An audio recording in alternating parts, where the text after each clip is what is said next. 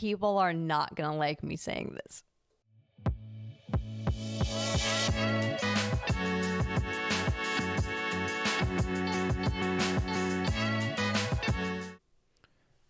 Three, two, one. Here we go. We are still here. Yes. Okay, so should we start with our... Oh. Never mind. I think I remember it. We could start with the 0 to 100. Yeah. Did you like mine?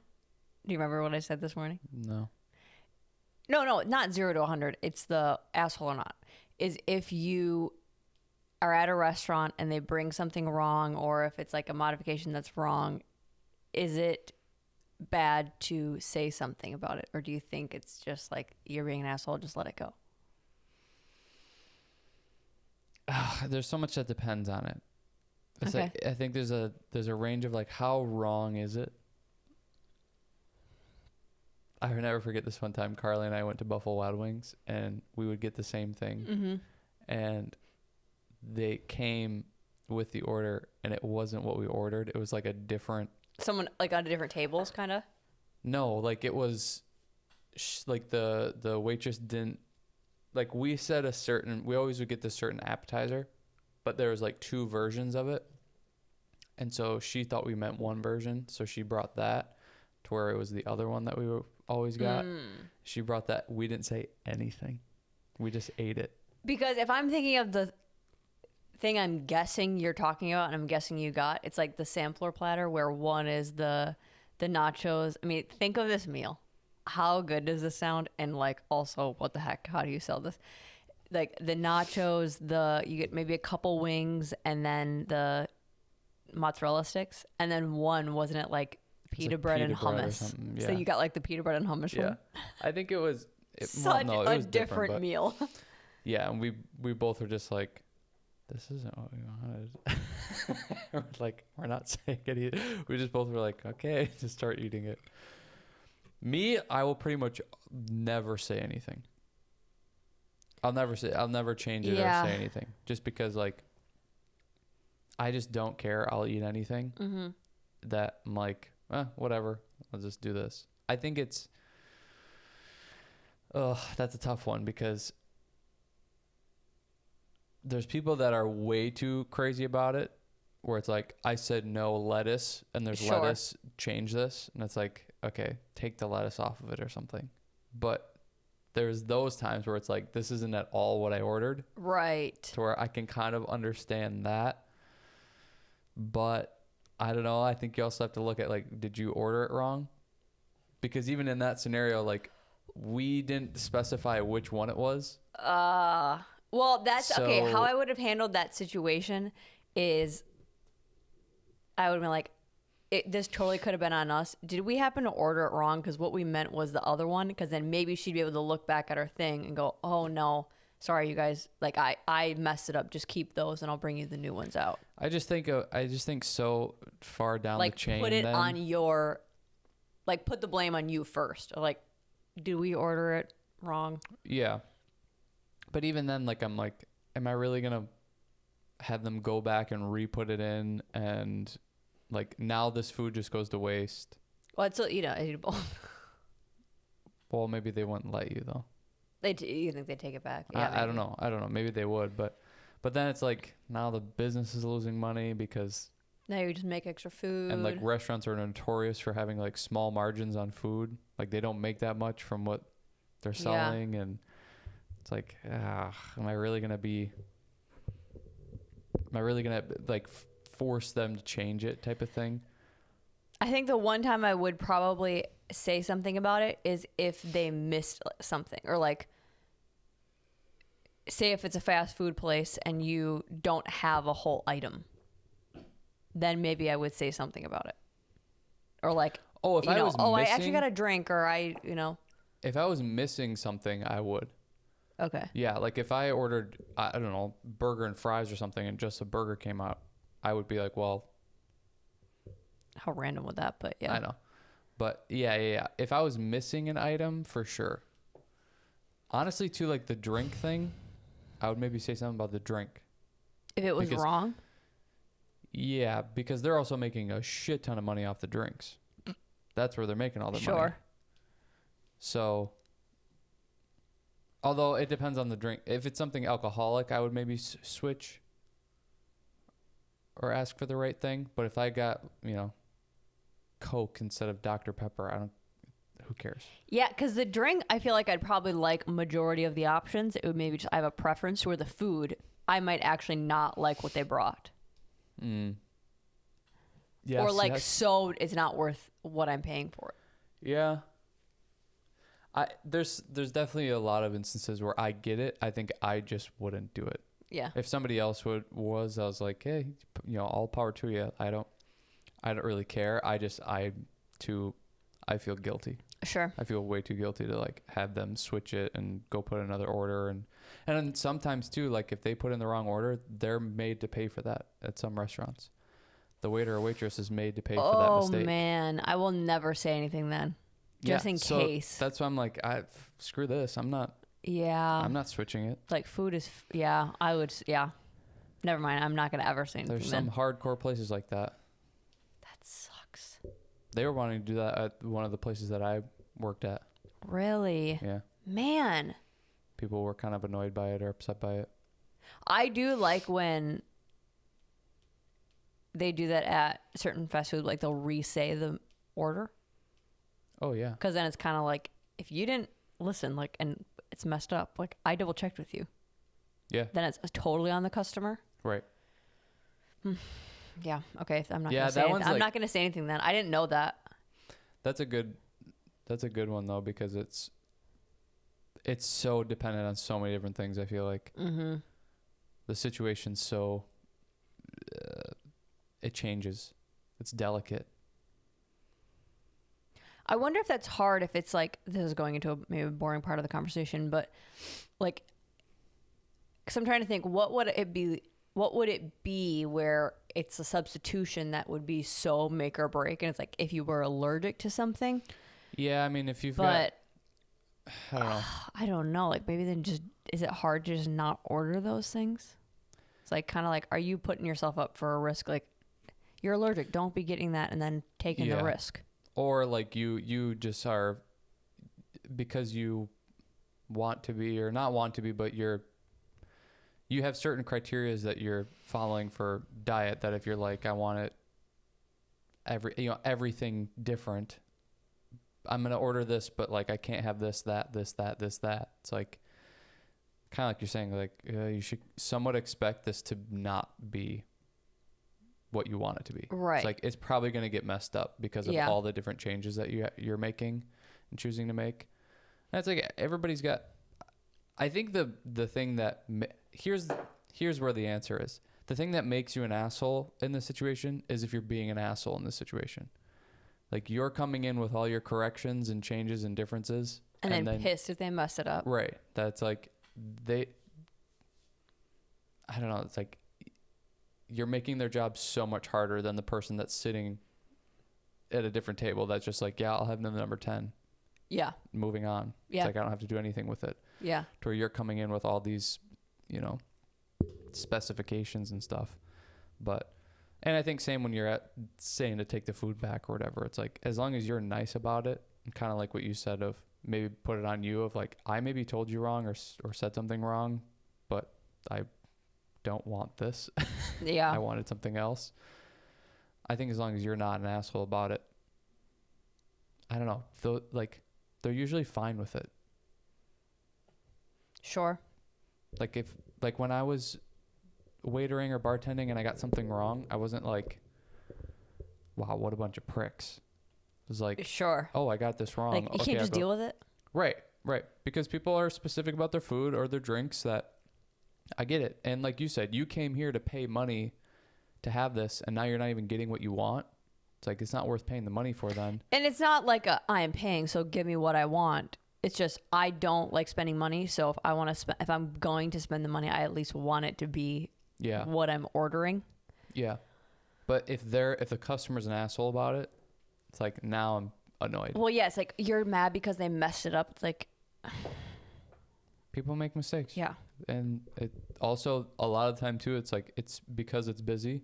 Yeah. So That's don't know. definitely when I wouldn't say anything. Because, like, they have other stuff to do. Yeah. If I'm one of two people in the restaurant, maybe. But again, it's like you said, like, what is the issue? I will do Is it a completely wrong meal? Like, they switched tables? If they messed with the whole thing, then I might, because maybe then you're screwing up multiple people's stuff. But I will do whatever I can to not be a burden in that situation. yeah. Like, I will choose my meals and my drinks based on like how busy it is in the restaurant. Oh, interesting. Just like, you'll to make choose it easier so simple. stuff, like Yeah. quick making Yeah. things. Yeah. Like, we went to dinner for our work, and it was like, there's like 20 people here. I'm going to find the simplest drink to order, the simplest meal that I can find. Yeah. And like, I'm going to be ready to when they come and ask, yeah. okay, I want this, done. That's it. I'm not going to do this. Like, can I get, this big whatever and change all these different things on it and do this and do that. And it's like, no, I'll do this. Yep. Everything's perfect. Bring it. Like, I'm not going to make it difficult. I tend to do that always anyways. That's just kind of how I order. So I like everything. I don't really dislike any food. So or like, it's I'll super deal with easy. it when it comes to me. Yeah.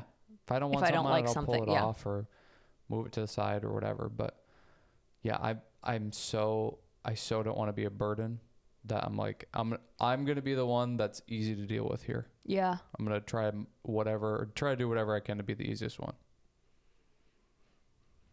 Yeah. But I think the asshole or not part, it's like, are you being an asshole about it? Yeah, because the basic of it is like, it's so general, or not general, it's so specific to the scenario of like whether it's worth saying something or not, but across the board, if you're just sucky and like entitled about it. Yeah. Well, it doesn't matter. I don't know what it is, you just suck. It also just pays to be like so nonchalant and fine with everything, because I think that's, look, I get it if you like don't like beer or something, but if you order a Bud Light and they bring you a Miller, it's like, yeah, who cares? Just drink the freaking thing. And then if you get a second one, order the other one. Sure. It's like, if you're it's like your whole like, be cool girl. It's like, it's fine. Just be cool. It's yeah. like, whatever. They brought me the wrong one. It's still a beer, and it's still like a light beer. Yeah. It's not like I asked for a Bud Light and they brought me a fucking Guinness. Like, this is a light beer. If that happened, I'd be like, okay, maybe this is actually what I should be having. All right, we're stepping up tonight. Yeah. But it's like, it pays to be nonchalant and just like cool and relaxed, and it's like, you're making everything around you so much better, because the person, the waiter or waitress or bartender or whoever, doesn't have to deal with you. I didn't order this. Give me something else. And it's like, now you're annoyed. You're pissing off the bartender. So now they don't want to deal with you and work with you. It's like, I'm always trying to make the connection of like, I'm cool. Don't worry about me here. Oh, yeah. To where like, when something else is going on over there or whatever, I'm like, they can look over and know like they have one customer that's like, oh, thank God I don't have to deal with, them being rude or whatever. And then they can come over. They're usually, because you're that way, they're usually more attentive to you anyways then. So it's like, when they come over and you're ready for something else, you can easily ask for it and there's no tension or weirdness. It's like, it pays to be the cool, chill one. Yeah. I don't know where it's at, where it seems like, it's always like the airport when you have something wrong with flight and the front desk people and people are just going up. I always want to be the like when they complain about like it taking a long time or whatever, I'm like, it's totally fine. I have nowhere else to be. Yeah. Or like, it's okay. Or whatever you need to do, I'm chill with that. Yep. Like, be so not a burden and so calm and chill about it. It's like, I'm seeking to be the person that brings, like, I know I'm asking for something, but I want you to know, like, I'm not mad. I'm not upset. If you can help, cool. If you can't, it's fine. Yep. I mean, the airport's a great example of just like, keep your shit together. Yeah. Stay cool, calm, collected. And it's like, you're going through, security, and you give them the license. You're saying, hey, how's it going? Whatever. Security, you're just easy breezy, because everybody else in there's freaking out and pissed. And why do we even have to do this? Why do I have to take my shoes off? Why do I have to pull my laptop out and blah, blah, blah, blah. Mm-hmm. It's like, no, I'm going to be the one that's so easy to deal with and you don't have to worry about at all the whole way. It's so much better. Well, and it also just makes your experience better too. Like, yeah. how many people think of just the airport as the stress ball change situation and time crunch and everything? It's like, just set yourself up as much as you can to it be calm, and it's like, and then it's fine.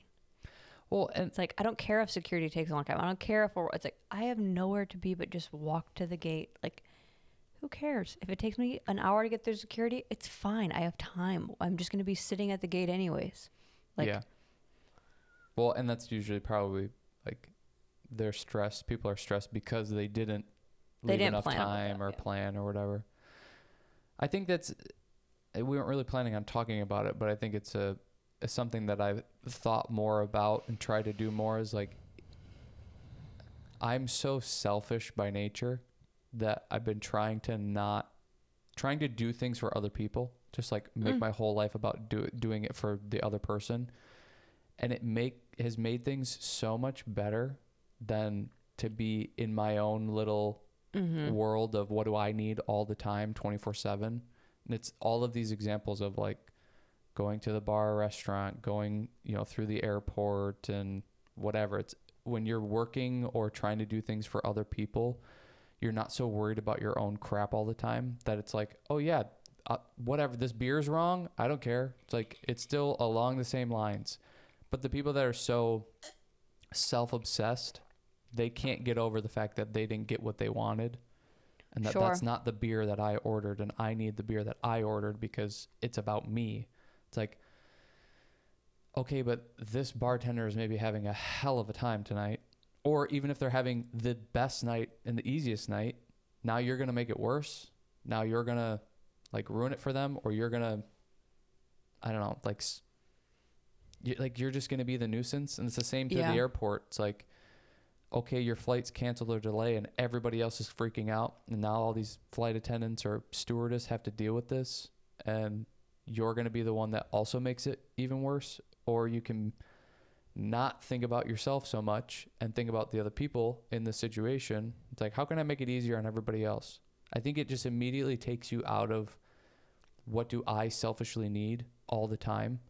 That, I don't know, like my demeanor or how I conduct myself after that or during that, it's so different compared to, well, my flight's delayed, so we need to figure this out so that I can get home and I can do this. And there's just such a different attitude about it. Mm-hmm. When you're like trying to help other people and make everything cool and relax for everybody else versus what do I need right now?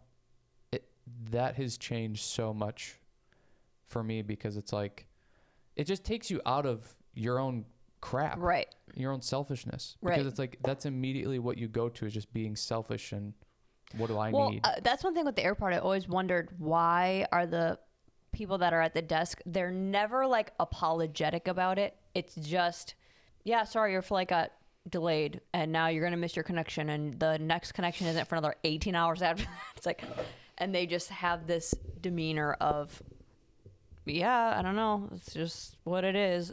But being in those scenarios myself, and people are going to be so upset, you almost need to be so just matter of fact about it, because I think if then you put your emotions into it, then that's just more room for people to blame you, or like, yeah, you did mess up. Like, you should say you're sorry and you should be apologetic about this crap situation. But it's like, they're just relaying orders too. Yeah, they didn't cancel it. Yeah, like that's they didn't screw all this stuff up. You just kind of have to be stern. Like, this is what it is. It's like Moneyball when he's teaching him how to cut players. That's like, you just have to be very matter of fact and direct, and this is what it is. This is what's going to happen, and like that. This is it. That's like, they just want you to be direct. Sure. And they want you to be not beat around the bush kind of thing. Yeah. I think it's okay to be like, yeah, I'm sorry your flight got canceled. This is what I can do for you. Sure. But it's like, I think we kind of make up or fantasize a lot of the, oh, they're trying to screw us over. Like, the waiter or waitress is going to spit in our food, or the flight person is like not helping me, even though there's seats available on the next one, but they're going to screw me over for some reason. It's like, no, they're probably doing exactly what they have the ability to do, and it just doesn't work in your favor today. Yeah. To where we want to make up like they're screwing me over. I guarantee they are. It's like, no, you're just making shit up now. Yeah. But I just like, I think social media has done this a lot of, there's a through line of like, think about yourself. Just think about yourself and handle yourself and figure out what you need and all this kind of stuff. And I don't know, as much as there's so many different negative things about social media and you can just bitch about it all day long, but I think that like through line through it has made everybody kind of selfish, that it's like nobody thinks about the other person anymore. It's just like, what is my Starbucks order? And if it gets messed up, like I'm going to throw a fit and I'm going to send it back and make it different, change it to where it's like, okay, they screwed it up a little bit. It's like, it's one day. Well, and people are just, I think the impatience doesn't help. Like everything is a little bit faster paced now in life. Like we get things quicker, things, information is coming to us faster. Then it's simple day-to-day life that hasn't changed, where you still have to wait in line. Or you still have to you got to wait in security. You have to wait for your Starbucks order. You have to wait, like anything where it's not immediately getting you what you need and what you're wanting in that moment. Yeah. It's just like, oh, such a burden on me. Well, and I think that's another negative that therapy has brought on, is it's like you're making it everything about you so much. Yeah. It's like not everything is about you. And maybe that's part of the problem, is you're thinking too much about yourself. You got to think about other people. And like get outside of yourself a little bit. You're only up in here all the time, that like you're not like, that's depressing and anxious and weird, because you're constantly analyzing yourself and your thoughts and what do you need and what do you want right now. That it's like, I don't know. I think that's where it was like the whole thing of everybody should have kids kind of thing. You hear that, it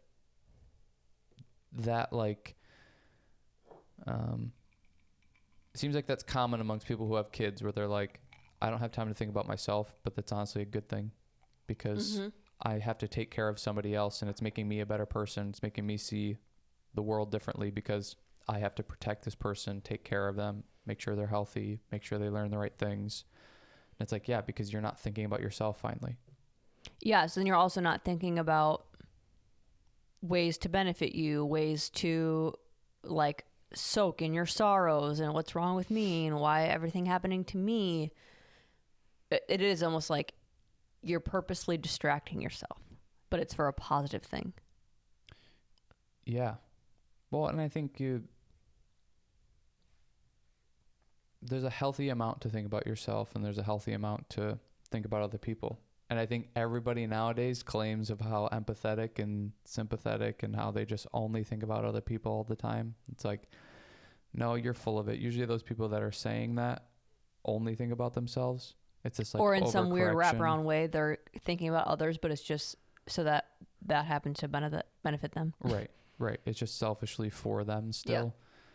Yeah. That's like, no, you're not genuinely doing or thinking about other people for just their benefit or their, I don't know, just to help them kind of thing. You're thinking about yourself and how can you get what you want and whatever. And like you said, in some weird roundabout way is usually how it happens. It's not very direct, but people want to play that card all the time now. It's like, oh, I'm just a really empathetic person, or I'm codependent.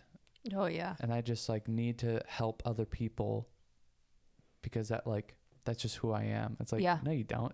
You're selfish as shit. Well, literally, I mean, like the root of codependency is selfishness. It's like, I can't handle being, that's how it used to be me. I can't handle being in a room and I can just like tell everybody like who is upset. So like, I need them to feel okay. It's like, you need them to feel okay because you want to stop worrying about them. Yeah. So it's for like, your so own it's selfish, off of your mind. Yeah. It's not just like a, almost like a one-sided transaction where it's like you don't get anything out of it. You get something out of that helping that person or them being okay, because then it puts you at ease. Right. It's like, it's just to make my world more comfortable. Yeah. Yeah. That now, yeah, you're just as selfish as the person that's, I don't know, doing just whatever. Openly selfish of like, I don't care whether they are fine or not. Yeah. I don't notice that they were upset at all. Yeah. There's a healthy amount of both. And I think there's a trickery of going on now of just that, like, I'm codependent or I'm super empathetic and I just care too much, you know, that whole thing. And it's like, you just have a weird, like, manipulative way of figuring out where your selfishness is in a weird way. And then being able to present that to other people like you're so nice and so helpful. And it's like, no, you're selfish. You're more selfish than the person that is openly selfish, because you're being like manipulative and I don't know, like you're using all this trickery to get what you want. And I think it's that thing that I feel like we talk about frequently of, if you're like so one way and claim to be, or you're like so in on this one thing, that's like usually a huge blind spot that you have. And it's also like, it's like a sign of like something weird is going on. Like if you think there's only one way to do this thing and it has to be done this way and whatever, it's like there's something weird going on. There's something weird emotional or like, I don't know, like there's a blind spot there. Nobody should like be that hardcore. It's like, you know, the political stuff. It's like hardcore liberal, hardcore Republican. It's like, really? You can't see the other side at all?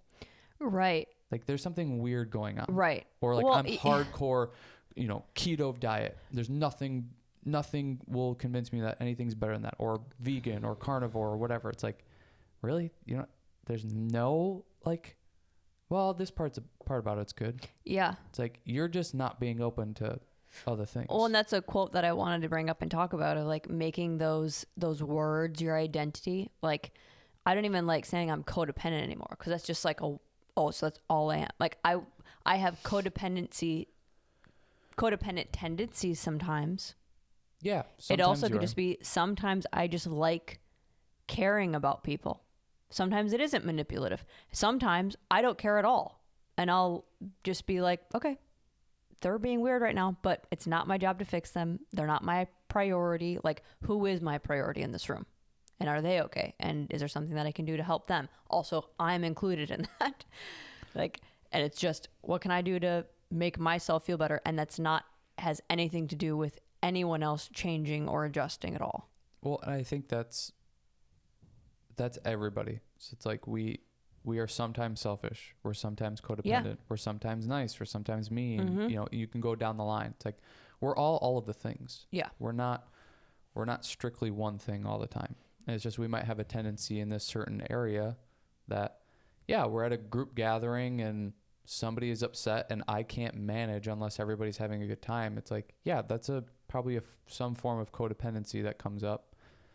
And it's not that you should go try to get them to be happy. It's probably something that you should be working on to not be like that. Yeah, to be able to deal with like, oh, people are going to be unhappy sometimes or not have the best time. It's like, that's okay. Because another way of why that's selfish is you're just running away from fixing you.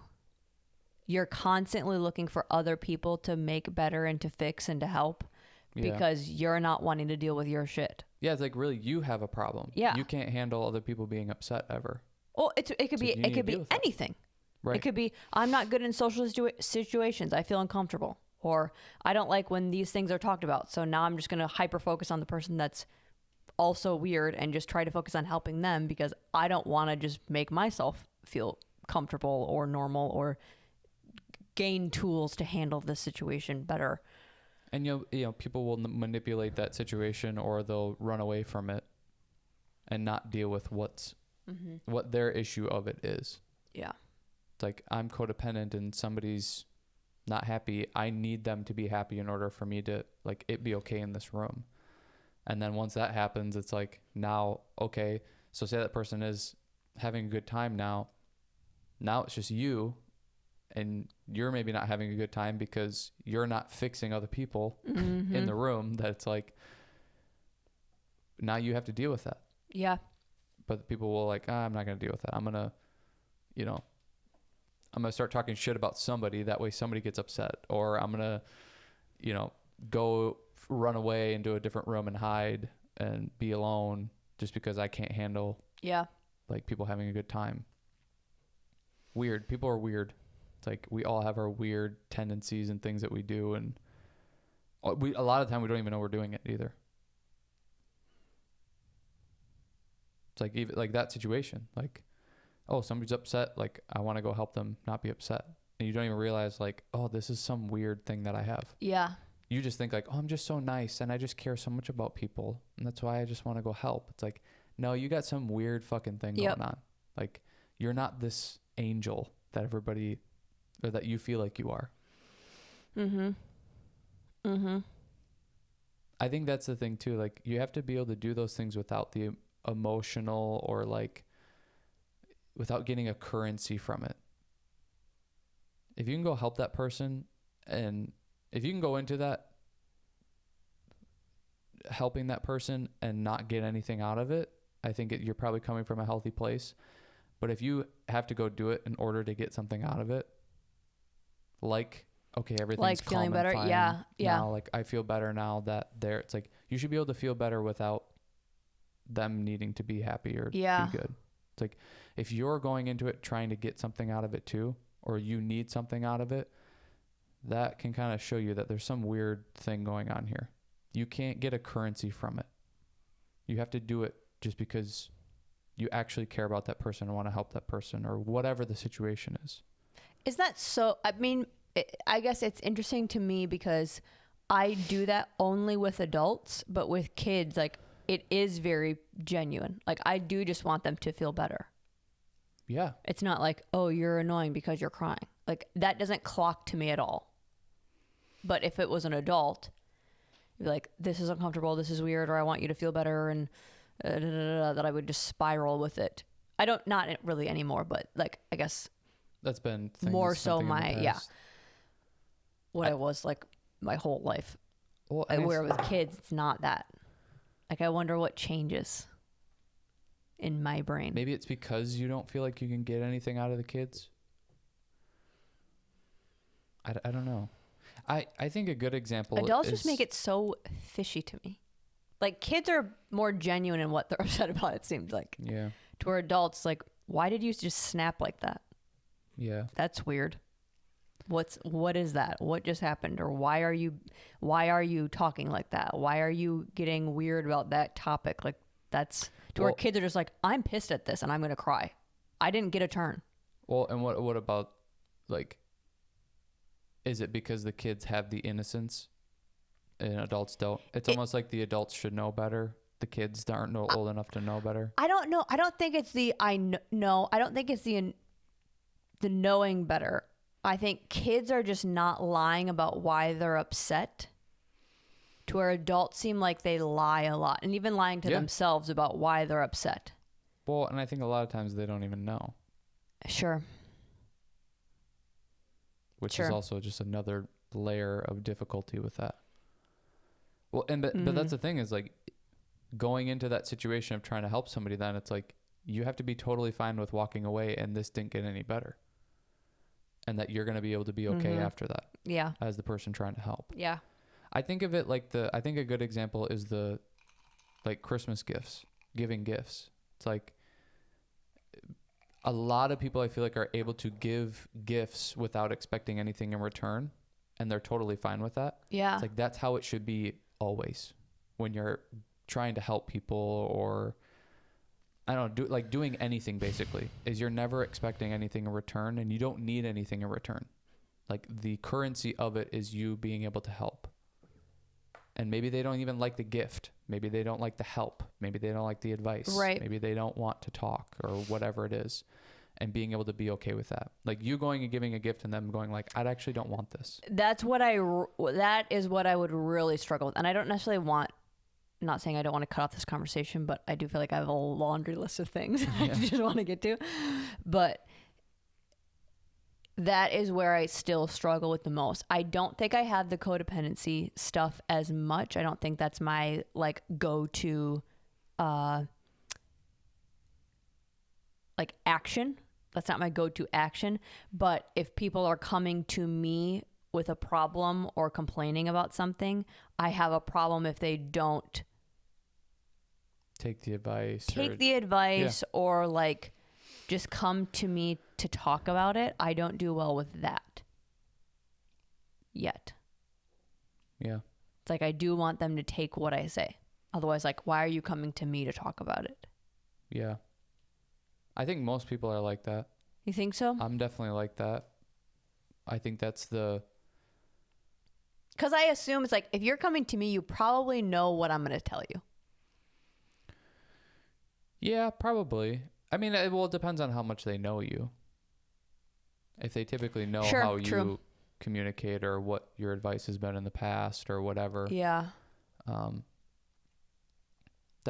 mean, I think you're right though. Like they would typically know what you're going to say or along the lines of it. That's where I'm like, you gotta have perspective. It's like, how much do we do that? We complain about certain problems that we have, but then we don't do the things that we really need to do about it. It's like everybody's doing that all the time.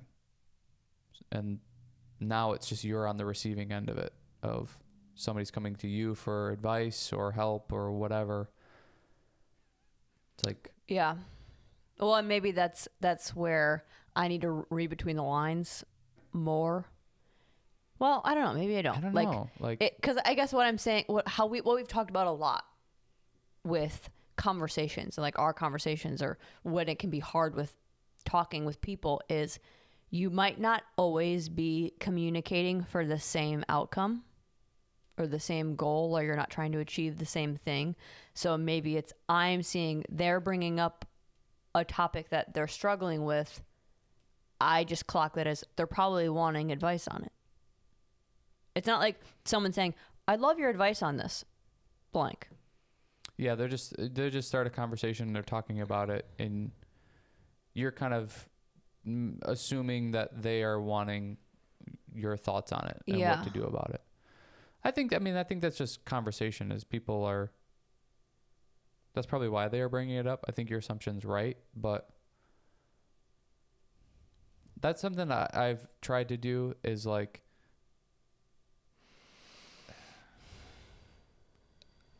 answering what they're asking you, not making your own assumptions about what they need and what you think they should do and this and that and whatever. Or it's like, you're talking about this, but it's actually about this. It's like, that's you having a huge fucking ego, thinking that you know what somebody else needs. To where it's like, they're asking you about, what diet do you think I should do? And you're like, actually, it's not about the diet. We need to talk about your mental health. It's like, no, you're being a egomaniac. Like, they asked you about diet because they think that you know what you're talking about with diet. They maybe don't think you know anything about mental health. So why would you answer that? Sure. They no wonder they're not taking your advice. You're not answering their question. That's like, I've tried to be very deliberate about, okay, you're asking me about this, I'm going to give you what I think about that. Not that's hard for me. Well, I'm seeing into your core. I'm going to tell you what you really need. I don't... Like, that's not what they're asking. Like, that to me is like... it's kind of like you're not honoring what they're asking of you. Sure. So now I'm not even helping you. Sure. Yeah, I guess I would take that question, because that is a question that I would get a lot. It would be hard for me to not ask them back, like, why are you asking this? Like, what's your kind of like diet for what? What do you want with this? And then if like, I want to, what everybody does, I want to lose weight. Yeah. It's like, well, I don't, but that is just what I should do. Like, this is what I would do. if you're just talking about food. Yeah. I Yeah. would want to go into like the whole array of things. Because like you want to lose weight. I know that you just said that's what you want out of this. So I'm maybe jumping to you just want to lose weight. So I want to go, which I would suggest diet, but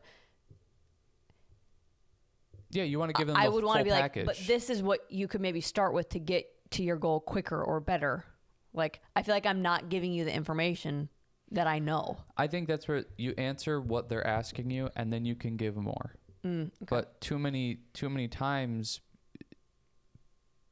you know, it's like what I said. They're asking a question, and people are like, "Well, it's actually not about that," and they go to a different arena, and it's like, "Well, that's not what they asked you." I think as long as you're giving them what they want in a way, Yeah. like you're asking about diet or what should I do to lose weight as far as food, I'm going to give you the answers to that. And then I might go like, and also what's your activity like? Because that's also going to help you lose weight. Sure. So then we can talk about activity if you want, but they're like, oh, I've already like, I'm doing this, that, whatever. It's like, okay, cool. Yeah. But yeah. So I don't think it's like you said, you feel like there's so many more things to talk about of how to like lose weight with that example that it's like you would feel like you're having a disservice of not giving them the full information. Sure. To where I totally get. And I think you can do that, but you also have to answer their initial question. Sure. Okay. Because it's like they're coming to you because they think you know about this. Mm-hmm. And then you're not even answering that question. Sure. It's like that. Like you're a like diet and exercise person, and they're like, "What should I do? Give me a diet and exercise program." And you're like, "We need to start with 3 months of therapy first." It's like that's not what they wanted from you. Right. They maybe already have a therapist. Yeah. Or they already are doing stuff for that. They're asking somebody else who they think knows more about that. Yeah. It's like they don't think that that's your field. So answer the question that they are presenting to you, not like, you know, making up. It's not like telling them what they need. It's like that's not what they're asking of you. Mm-hmm. They didn't come up to you and go like, what do you think I need to do with my life? Give me the full spectrum. Yeah. Could you imagine if someone came up and asked you that? I would have a heyday. I would too. I'd be like, okay, cool. I think so deeply. I think that's what everybody wants. People's lives around me, or like really close people. That's like, this is because I know when I've gotten that advice, like say from you, it's always been so helpful because you see just in black and white. You don't see it with my emotions and my preferences and my fears all globbed into it. Like you just see it as for what it is. That I think it's easy to do that for others, obviously. I think that's just a fun question to ask. Like in general. Like, I think as long as you can not have a huge ego about it and not take things personally. I think that's where I don't think I could do it with many people. I think that would be fun to be like, okay, if you were me, what would you do? Like, how would you, if you woke up in my body, Freaky Friday, how would you, like, what would you do? I don't know if I could ask that of a lot of people. I just think it's a fun. I think I would get my feelings hurt. Why?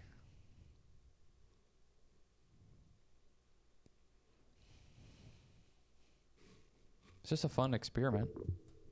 I know, but I think I would only ask people that are close to me because then they would know my life a little bit more in depth. That if they gave me, like, switch things up that's like, I think I'm crushing at, or I actually like about my life, and they're like, I'm giving you something else because this isn't actually wrong in their opinion, I think that would hurt my feelings, thinking that they know that, or that they think that that's incorrect If they would like come in, like what I would do, I think for some people, where it's like I would scratch most of your life and start over. Well, So it's like if someone did that to me, I'm probably like, why you'd be fearful of it. exactly, because I'm like, I know what I would give. I know what I would say. Yeah. So it's like, oh, if someone did that to me and maybe they think they're doing a good job. I think another thing Or not even that a good would job, be, but what's, the best that they can do.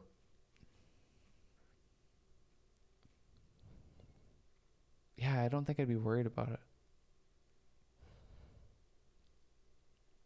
I think another thing that would be interesting is to ask people like, what do you think like I am the worst at? What do you think I'm the best at?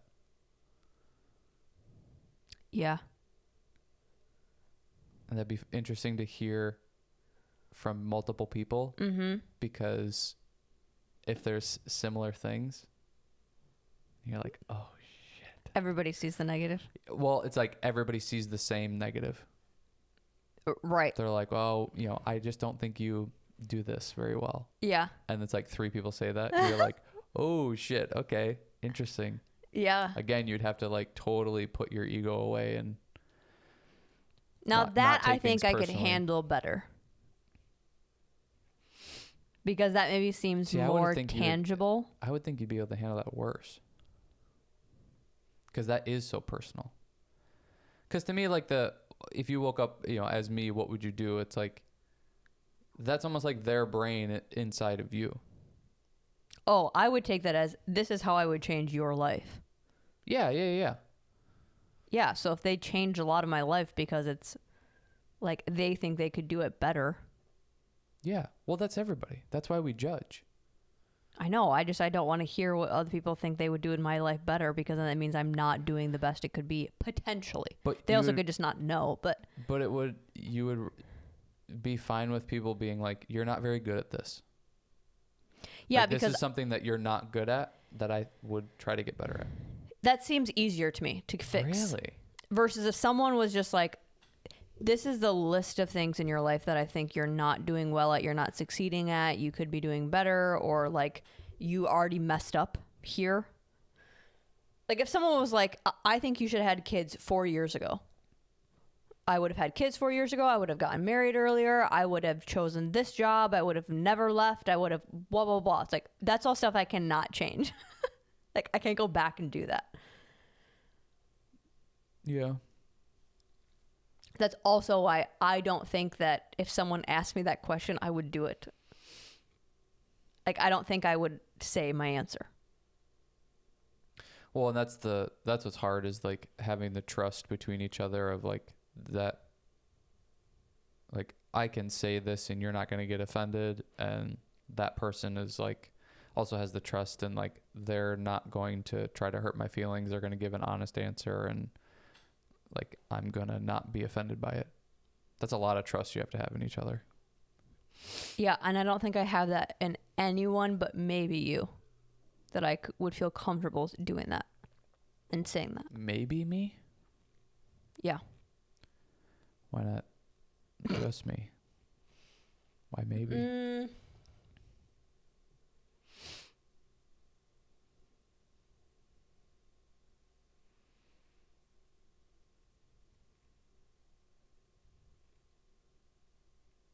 Actually, I think I could do it with you because, and this is going to sound bad, it's not. Because I don't care about what you think. Well, kind of like, I think if I said something like that, where it's like, I wouldn't have made that decision in this moment. I wouldn't have done that path, or I wouldn't have blah, blah, blah, and gone back into what you did before to create the life that you have. I think you think very highly of me, but I think you also think very like, who cares what she says? I think very highly of you and very lowly of you all at the same time. Yeah. That I don't think it would be like, well, you just be like, that's wrong. No, I wouldn't do that. I think some other people would be like, funny, wow, someone else or someone thinks that about my life. Isn't that funny? The person that you're closest with, you kind of start to not care what they think so much. Maybe that's not a shared feeling, so no, I guess I don't understand that. I think it's just like you're not worried about. Well, it's like I do, but I don't at the same time. It's like for very little small things, it's like, yeah, whatever. To where I feel like with people that you're not as close with, you care so much about what they think, even in the very small things. Next topic. I would say no. I don't feel that. I don't agree with that. Oh. Yeah, I'm not like that. Like, I care a lot about what you think. I do. I care about what you think in a lot of things too, but like there's people that are like, we can't be together if we don't like the same, drinks or something.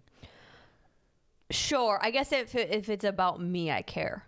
If it's just like we have different preferences, okay, that's fine. But it's like with other people, I would feel uncomfortable going like, yeah, I actually don't like that. I actually don't like that movie. Sure. Or I don't like that show. It's like, shit, they're not going to like me now because I don't like the same shit they do. With you, I'm like, that's a dumb fucking movie. Because I'm not worried about what you think of me. Because I think I already have an idea of what it is. And I have the trust that, like, just because I don't like the same movie you do, you're not going to now not like me. I think we care about the really little things. When we don't have as good of a relationship, and that can, like, affect things more. To where when you're together 7 years and you want to watch the Barbie movie and I'm like, you're an idiot, don't watch that movie. Mm-hmm. I'm not watching it with you. You're not like, wow, we need to break up because you won't watch the Barbie movie with me. Sure. Yeah. Okay, so like that scenario, if you were like, any girl that would like to watch the Barbie movie is stupid or immature or too girly for me or whatever, I would then never say stuff like that again. Just at the chance of you, like, oh, he thinks that way of me. Like, I'm definitely not going to be that way anymore. I'm going to hide that. Or if you, like, hated people with blonde hair, I would never dye my hair blonde. I hate people with blue eyes. Well, you hate yourself then. Change it. Change your eyes. If I didn't care about putting stuff in my eyes or paying for it, I would get colored contacts then. Oh my God. That's where I'm like, you're so lucky to have me. You'd be a freaking clown show walking around if it wasn't for me.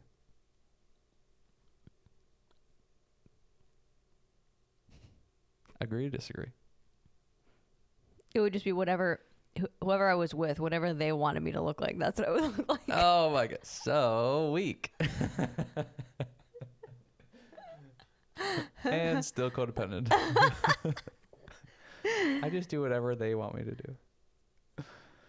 Oh, that's funny. What was your laundry list of things you want to talk about as we have 4 minutes left? No, you can't even do it.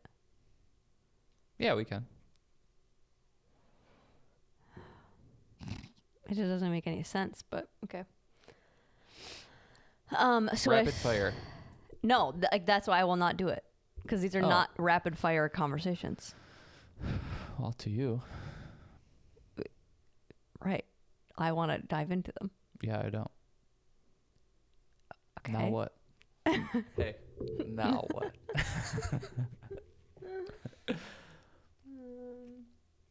No, we have time. Okay. One of the quotes that I wanted, or just the one quote. Oh, this lady, I gotta wait till she walks by. Chaos lady. You shouldn't say stuff like that. She might watch this. Well, lady, you walk crazy. She may be part of our 14 views. So no, she would not like our conversations. Don't know anything about this lady, but just by the way that she walks and talks on the phone and what her and her whatever is talking about, no, she does not like this podcast. You create a whole story about people and you have no idea who they are. Everybody does it. Yeah, I hear the conversations that she has when she's on the phone, just when she walks by, and it's like, I don't know, like, I get some people have different relationships with other people, but yeah, look at us. I would never talk like that. Or like, I know people that talk like that, and that's... How many people listen to us and think we're crazy? Sure. Yeah. Probably everybody. Yeah. I just don't like the dog that she chose. I don't even pay attention to the dog. I make a whole story about you're this type of person because you chose that type of dog. Sure. Yeah. It does track. Who chooses that type of dog? It does track.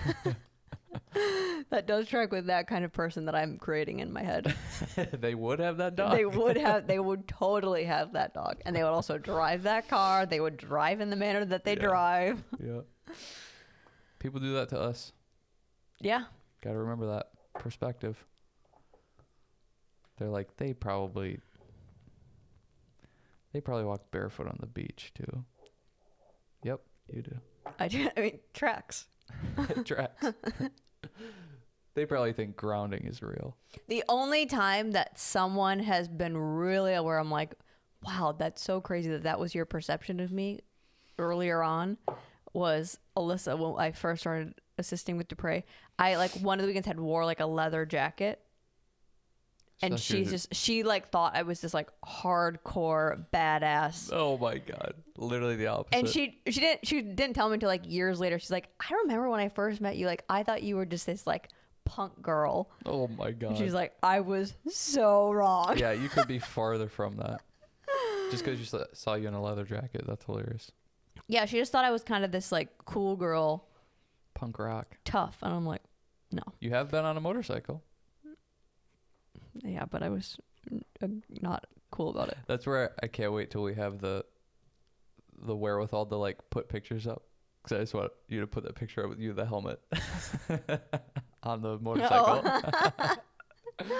Oh, that'd be hilarious. Like you've been on a motorcycle and then that picture pops up. I'm that person with the pink helmet.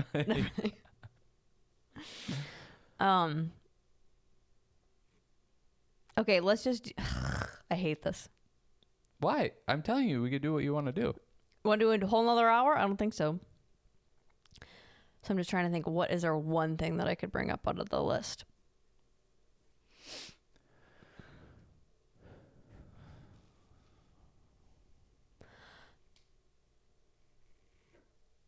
Okay, this could kind of go with what we've been talking about.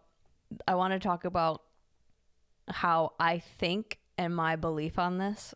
I don't know if there's for sure strong studies with it. I'm sure there is, but about how your looks could impact like your success in life, whether that's with job or relationships or your influence on the things and people around you based off of how you look and your physical ability, physical fitness. That I think that's definitely true. I think it can get you in the door, but it's put up or shut up after that. It's the talent that shows through after that. Like you can't be all looks and no talent, no work ethic or whatever. Sure. That I think it can get you in the door, but it's like, I mean, Ed Sheeran is an incredible musician, but his looks didn't get him into the door.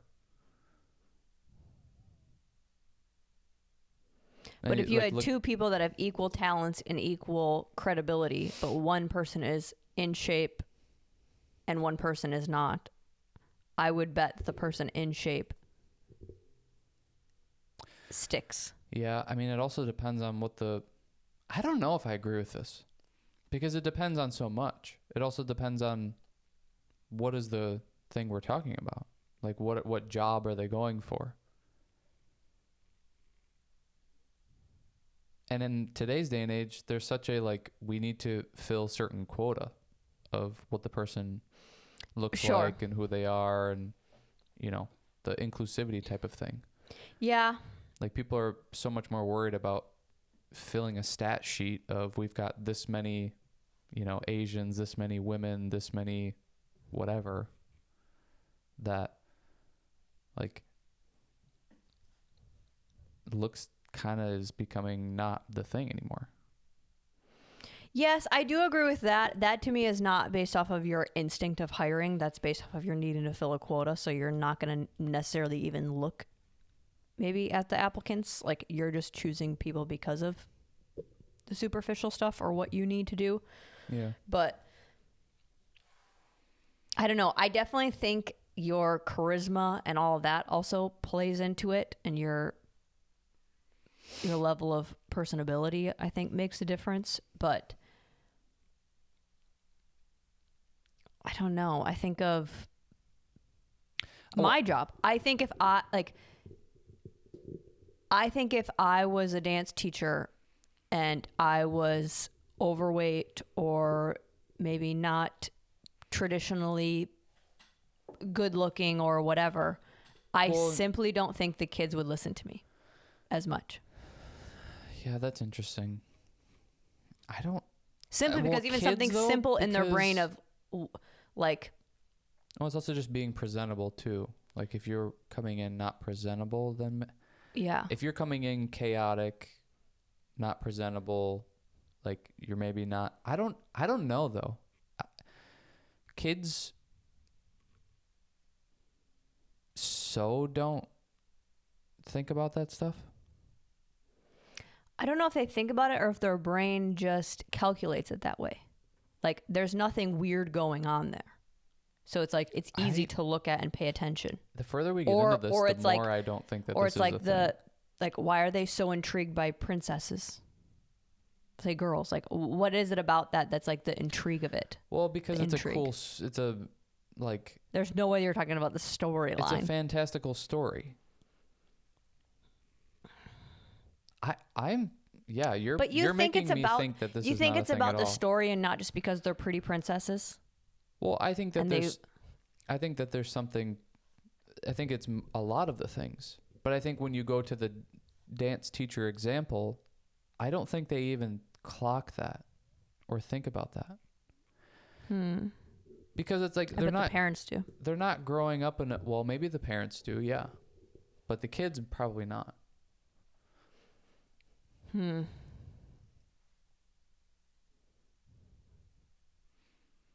think kids are the wrong group to look at. I don't think kids care or kids even know. They're growing, like that's so not on their mind of that sort of stuff. I think kids do recognize if you are like. Well, it also depends on what age we're talking. I would say like the younger age group, like the ages that would like be interested in princesses. Yeah. Okay. Because I think if you're talking about like you start to get to middle school, high school, I think it matters. I think for sure it matters. Because then your attractiveness plays into whether you're cool or not. Well, kind of, but it's like, I mean, I would have those conversations with friends of stuff. Like, our coach can't even do this. Sure. So, like, do we respect them or not respect them or whatever? That, like, why are you going to run our workouts when you look like that? Right. How can we trust that? Then? Yeah. What's your credibility? Like, you don't show that. But that's also, again, very specific to being in shape or not in shape type of thing. And I think the looks thing might be more of a thing that women look at anyways. It's like, I'm not going like, wow, our coach is really attractive. That makes me want to work harder. Sure. Never been any boy ever, unless they're gay. Sure, yeah. So, like, women are maybe more thinking that of, oh, this is an attractive dance teacher. I want to work harder to impress her now. To where it's like, our coaches, it's like, oh, he's in shape. I want like, and he's giving us the workouts, so this must be what he kind of does. Like you start to draw those comparisons to where it's like, yeah, we're not going like. Oh, I'm not coming from the like they're going to work harder for those people or like those coaches or those teachers or those bosses, but I think there's a different respect level. Like you said, like you look like that. Why am I going to listen to you? Or she's pretty, so at a certain age, I like her more. Yeah. She's probably a better teacher, or she's. Well, yeah, there might be truth there. I don't know. Or is it just distracting now? I don't know. I mean, how many people are like, whoa, you're so, I think just like very baseline of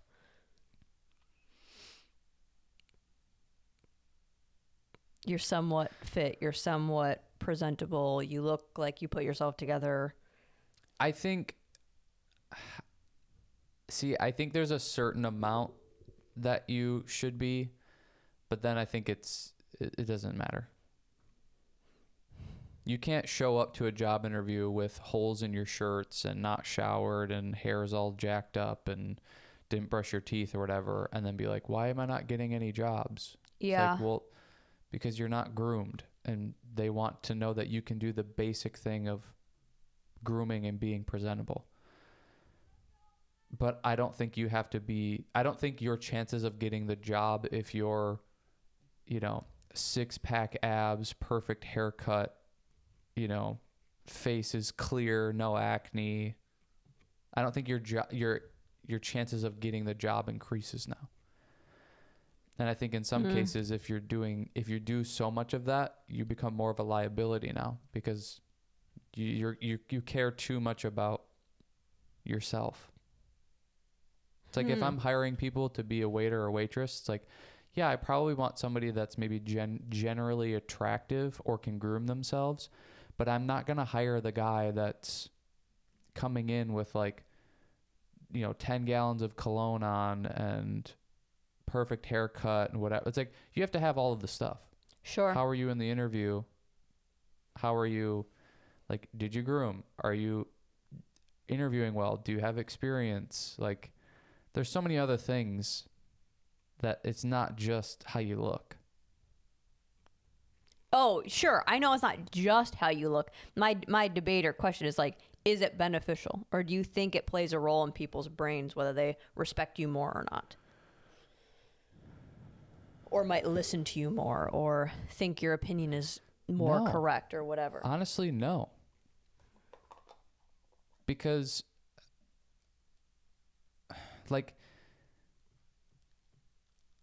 when I was training people, I got so much of the, well, you're young, you don't understand. Or you don't understand because you're not dealing with the issues that I'm dealing with.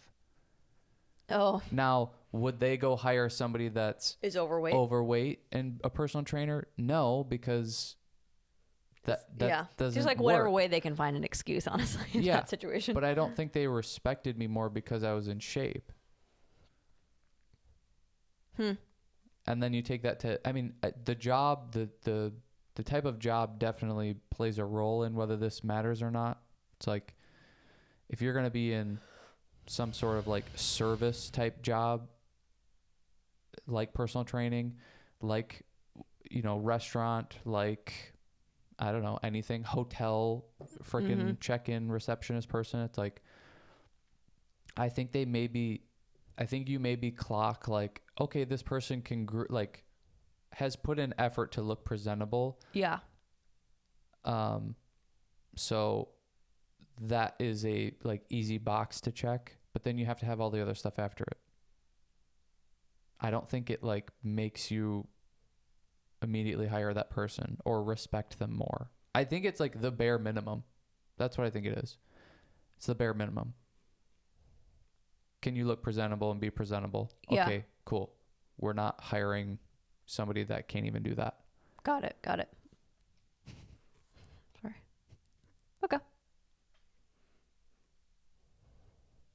That's all I have about that. I think we agree to disagree, but I don't really have any studies to back it up. It's just my go-to thought would be that. You think it weighs a lot? Yeah. You think it makes a big difference? Yeah. But maybe in just certain Why? professions. Why? I just think looks are valued a lot, and your physical fitness also, I think, just in your brain somewhat translates as capability, that you might be able to handle more things because you physically can handle more things. And then there's something about just being able to look at something and not be distracted or disgusted or but like you want to look at that person because they look appealing. That Yeah, but what if they can't do the job? yeah, maybe I'm just thinking of jobs where it's like you need to draw attention to you. Like I'm a teacher, I have to have people want to look at me.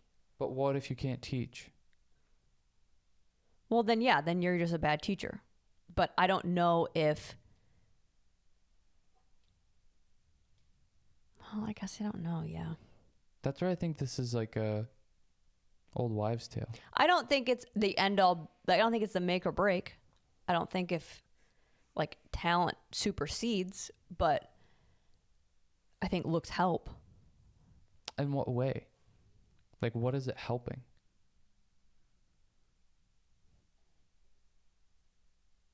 I think I don't know. I don't know what that is. Why I think that.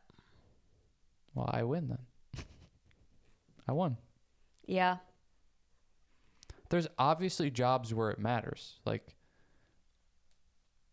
if you're going to make money off of literally how you look, like models, actors, actresses, but even actors and actresses, they have to be able to do that. The best of the hot people.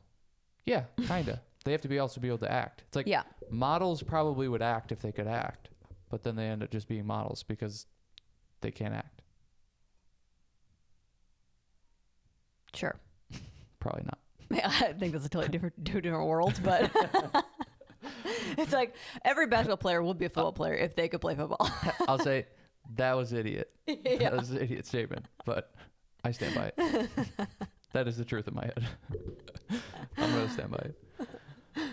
But like, if it's not your job to look a certain way, I don't think it plays that big of a role. Yeah.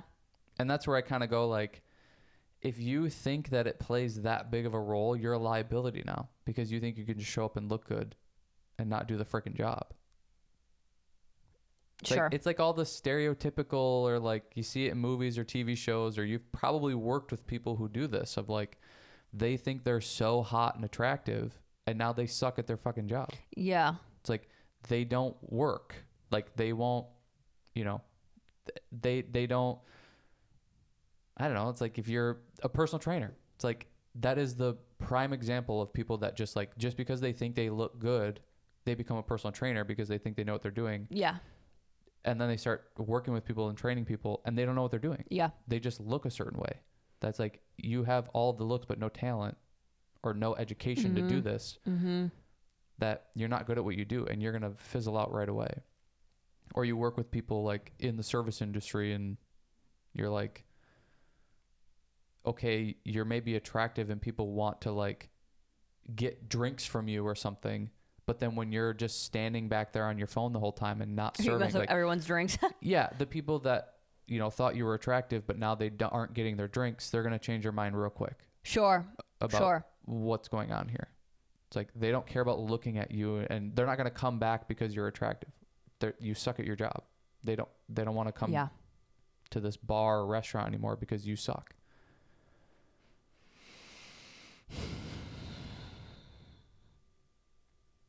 I just don't think I don't think it helps much. It might help to get the job.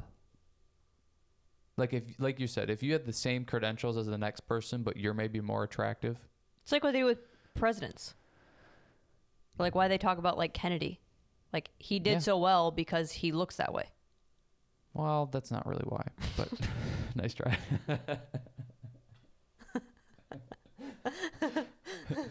Did it help potentially? Yeah, but that's not why.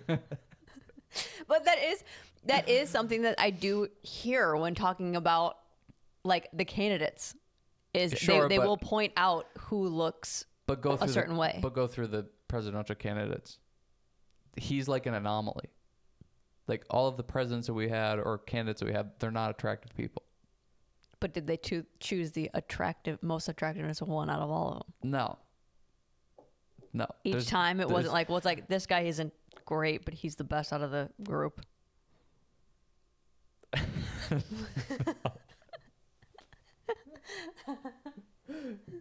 You are so funny sometimes. Just like you have no idea about things sometimes. It's like, but did they pick the most attractive one? It's like, no. You're like trying to like sneak the answer, like, but did you think about this? It's like, well, that doesn't apply at all. Oh, that's hilarious. Yeah, I don't know. I just don't think. I think it helps to a certain degree, but then again, it's like, this isn't the thing. It's not the end all be all. Sure. And then especially when you're in the job, it's so much is dependent on can you do the job or not. If you look really great, but you can't do the job versus the person that maybe doesn't look that great, but it's like what I'm dealing with at my current job at the barn. So it's like one person shows up every time and does the job. Another person maybe looks like they can do stuff and is willing to and able to, but then they can't. And it's the same thing that happened at one of the last conventions. The guy talking about how he gets up at 4 a.m. to work out and do this and that, and he's all muscly and big and whatever, but then when it comes to actually doing the work that we're here for, he can't do anything. Well, I'm not saying that looks are correlated with talent. No, I know, but he's maybe getting hired because he looks buff and strong, and they're like, oh, well, we're going to be moving crates and like setting up stage and doing all this cool shit, or like heavy lifting stuff. Well, this guy will be perfect for it. He's strong, he's young, and then we get down to it, and it's the old skinny rail guy that's working way harder than this guy. This guy can't do it, and he's the buff strong one, but the skinny not like strong one or whatever works way harder. It's like, well, shit, we just hired this guy because of the way he looks versus this guy, and he actually, the skinny one, does the job. Do you wonder if that's more gender to gender potentially? Because I guess maybe that's because I'm like, why do I think this way? Because you've been told as a woman your whole life that looks matter. They do. I will stand by that. They do. But they don't. This is what we're talking about. Well, they do just in general, I think. Maybe not in this specific scenario, but in general, do I think looks matter? And you should prioritize your looks a little bit? Yes. And I will stand by that. But that's the key thing, a little bit. Sure, but they do matter. I don't know if they do. I mean, sure, if you suck, you suck. But they matter to a certain degree. Yeah. But you've got to have everything else. Yes. To where then now looks don't matter. Because it's more so about the other stuff. Sure, but how many people do not get certain opportunities because they're not prioritizing their looks? It's like, who cares if you have a good personality? No one's going to want to talk to you. No one's going to want to be your friend. Or no one's going to whatever. Yeah, maybe. I just think like that I have heard that a lot of, I know, like say in studios, the teachers that a lot of people like, or a lot of like other girls like, or the young girls like, it's not because they're the best teacher. It's not because they're the most talented. It's typically the prettiest ones. Yeah, but that's also what that culture has been told their entire life. The dance culture is different, its own living organism compared to the rest of the world. I mean, it's like if you grew up being a model, or like grew up being in, what's the little kid thing? The pageants, yeah. It's like you're told from a very young age that looks matter and that you're rewarded for your looks. Sure. So how do those girls not grow up to think that that's what it's about? And it's what you've experienced in the dance world too, of like, sorry, we're just not looking for a brunette white girl. Sure. Yeah. We are looking for something else. That's like literally your looks matter. It is the reason why you didn't get the job or did get the job. Or even on jobs getting put in certain areas of like the shoot or of the music video because I look this way. Yeah. That's told. It's like, it's not because I'm better than that girl. It's because I'm skinnier than that girl. Yeah. And it didn't matter at all how you danced. No. Like, they didn't even see us dance yet. They're just going off of, you're hotter than that one. You go over here. And I think this is why you think it matters so much. I think it matters. I definitely know why it matters in my work. I don't think that's normal. I don't think that's, like, I get that that's odd or different for some most other jobs.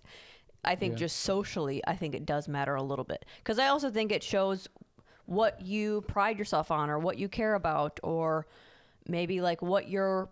But that can be negative. I mean, that's like all of the buff guys. It's like a lot of time women don't want to be with them because they think they're selfish and assholes because I have to go to the gym for 2 hours every day. Sure. And it's like those I think those people tend to have a little bit more confidence, which just naturally brings a little bit more arrogance because they kind of have their body together, that people don't like that. Yeah. I mean, it's like the assholes nowadays isn't the people with money, it's the people who have biceps. Yeah. Maybe I'm shallow. I just I don't just know. I think it's correlate how something that people look mattered. with maybe their personality, or like how I could get along with them, or like traits that they might have, or personality, or Well, and I not think saying that I can't, like, I don't like, it's like I like all the kinds of people, but yeah. Just I say don't it. know. You don't like ugly people. Just say no, it. it's not like, but you take that from a girl standpoint of people that have like the super blown out lips and plastic surgery. It's like, I don't know, and like get all the fillers You know what I versus say to that? working out. Ugh. Like, maybe I don't know if I would relate to someone like that, because then maybe their view on that. But you're putting way too much into looks. Yeah. That's just how they look. This to me is as crazy as like they have green eyes, so you know what they're like. No, because like- that's not chosen. That's not something that they put an effort either way but towards. anything. Facial structure. Oh, they've got a big nose. No, that's something that they were born with. Okay, so you're really gonna judge somebody by what they choose to cut their hair as? No. Okay. What they wear? What earrings they chose for that day? What nail color they chose? No, What not lipstick? judging. Just sounds like it's a bad thing. Am I gonna maybe clock it as information about them? Yeah. But you just gave an example of how Alyssa thought you were punk rock because you wore a leather jacket. And she was obviously not correct about that. No, but she was using that as data or information in that moment, and then you grow upon that data and information. That's wrong data and information.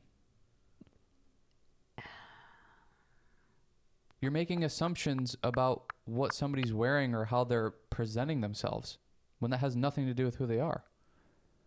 It doesn't have nothing to do with who they are, but you're making assumptions.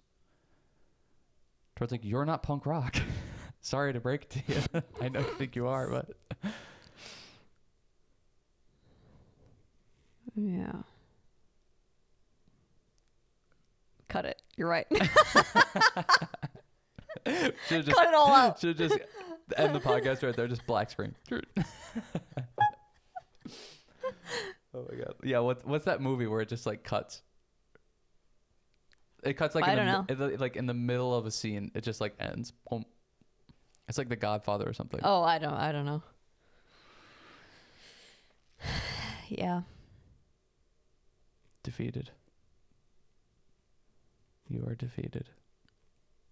No, I'm not defeated. Like, I wanted it to be a discussion. I definitely came in with an opinion on it. Yeah. But yeah, I could be wrong. I also know, like, I think this way for a certain thing. It might not be right. It might not be kind. It might not be socially helpful. It's also kind of old school. I mean, it's like you look at all the shows and TV or movies or whatever, or even just like I don't know, like I feel like it's common knowledge of like specifically for women, they were hired based off their looks. Secretaries, teachers, like waitresses. It's like you were hired off your looks. Do you look presentable? Right. Like that mattered a lot. You don't watch TV shows now and it's like based back in the 60s or 70s in the office and there's secretaries that don't look attractive. It's like That's just how it was. Yeah. To where Right. it's old school, but I don't think that is it now. I don't think that applies now. Yeah, my brain is just wired that way still. Were you born in the 50s? Yeah. My opinion is it's because you grew up in the dance world. The dance world is still that way. Yeah. So I think from early well, on. I also got a lot of praise for how I looked, and I liked that feedback. Like, I didn't go like, ugh, people just say that about my looks all the time. It's like, yeah, and I put a lot of effort into looking like this. So thank you. Like, I liked it as like, you're recognizing what I put an effort in. I do take a lot of time as I'm wearing a boy t-shirt, but Fantasy football shirt. yeah. I put in a lot of time for how I look.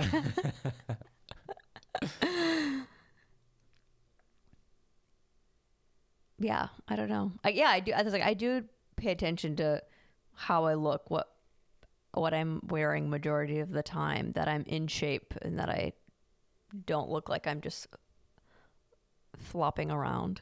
But that's Such a kid. Kids flop around so much.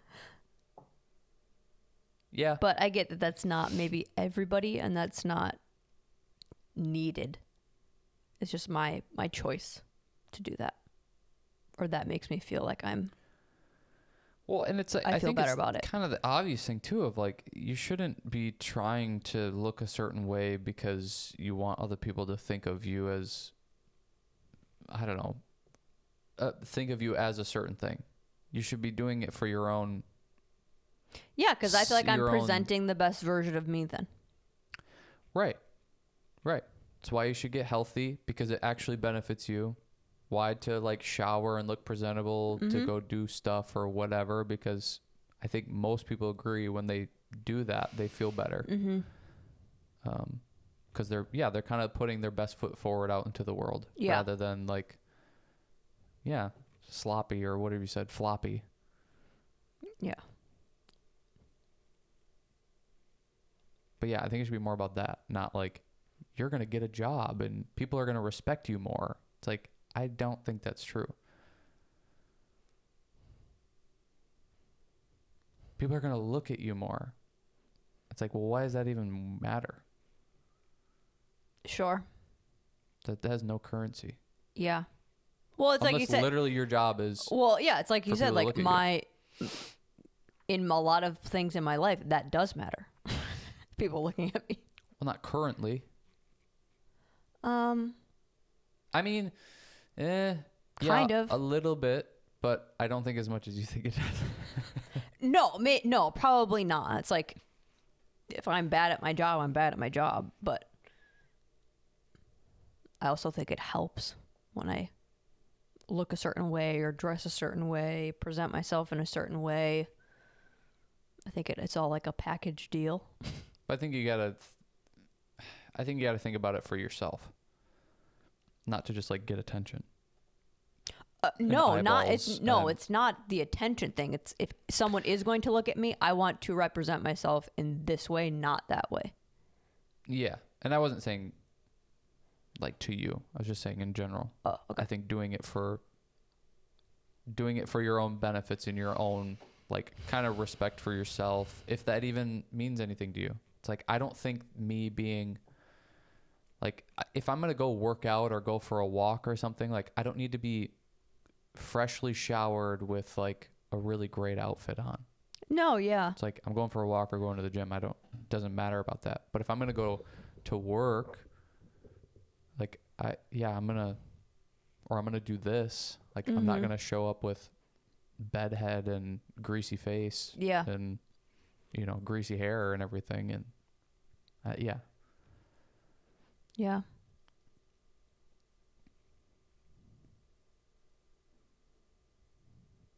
Yeah, that's interesting. Stuff like that where it's like, oh, this is so how my brain is wired, but it's not like, it's like, oh, everybody doesn't think this way. Yeah. I like those.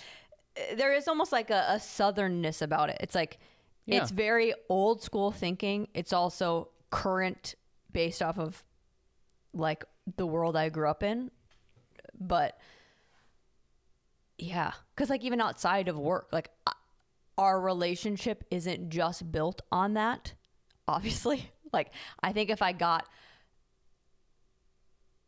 you know, looked a certain way, or if I got out of shape, like if I gained a lot of weight or something, I think we would obviously would still love each other and we'd still stay together, but I would not want to represent myself in that way for you. Like I would want to try to keep up how I look.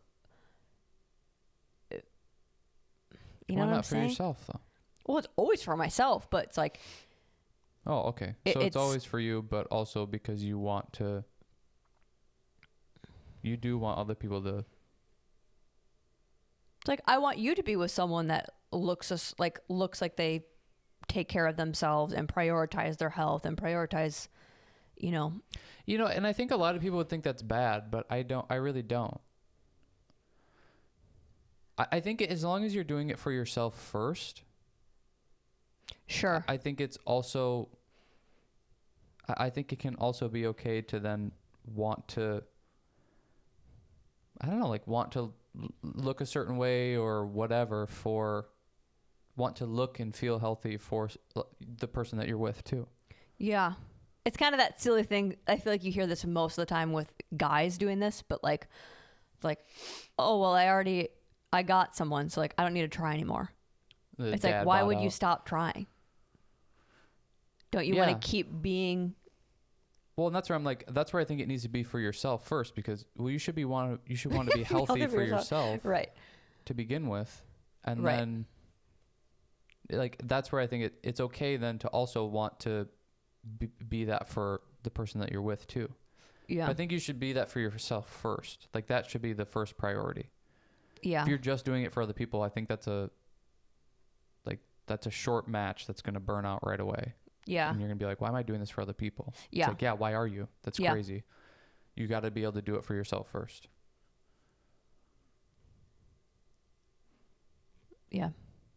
Yeah, those things are interesting of like you think about things in a certain way and then you have conversations about it with other people and then you're like, do I think weirdly about this? Or I'm not seeing, like, everybody I talk to about this doesn't see it the same way. Yeah. So what's going on? Yeah. Yeah, that happens a lot with these kinds of things. Maybe it's just because of it being very old school too, and now it's like, oh, well, is that, you know, pressing women down because we are focusing on looks? Like it's almost like that is just like that whole spectrum is negative nowadays. But it's like, yeah, but there's also some good things about it. Yeah, there is. Well, and it's like everything. There should be a balance. Yeah. It's like back in the day, they shouldn't have hired just off of looks.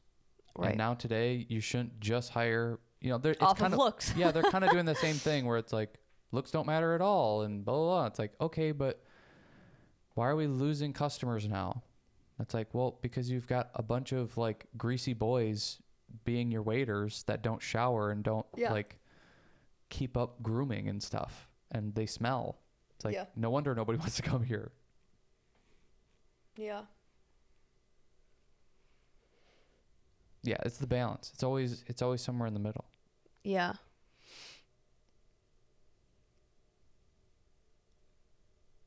Yeah. But like I said, cut all that.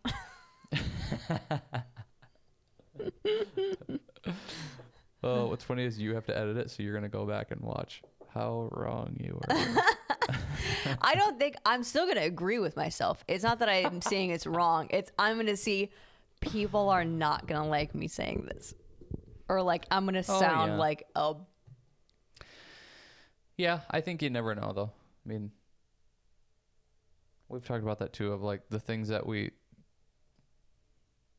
putting ourselves open to criticism. That's what this is. Yeah. Thank God we don't have people, like a lot of people watching and people commenting. Because could you imagine me saying this? Well, now they're going to start. It would just be a slew of like, you're ugly. So like, like it would just be just like pointing out how ugly I am. It's actually just me making so many fake accounts.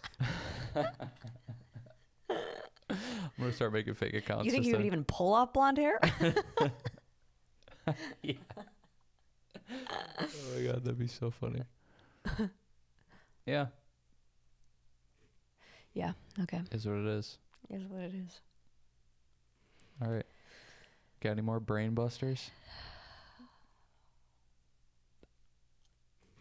The last thing that I was gonna bring up, and I Let's get into it. let's bring on the hate. Let's just make it seem like I'm the biggest piece of shit ever.